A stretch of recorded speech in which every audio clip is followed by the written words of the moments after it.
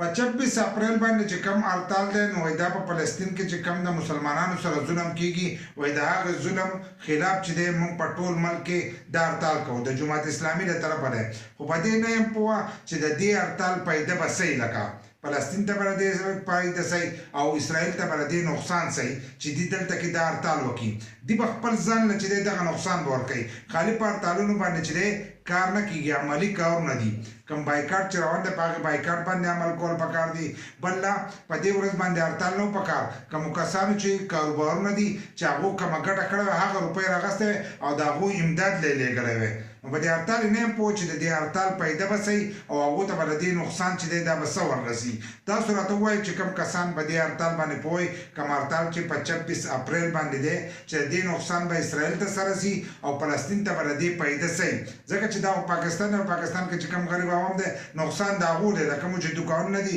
دوکانونه چې دي هغه به بندې کوم کاروبارونه یې دیاړمار طبقې هغو ته نقصان وررسي خو د دې راته دا پته نه لګي چې فلسطین ته به د دې پیدا صحیح او اسرائیل ته به د دې نقصان څه وررسي نو تاسو راته لازم ووایئ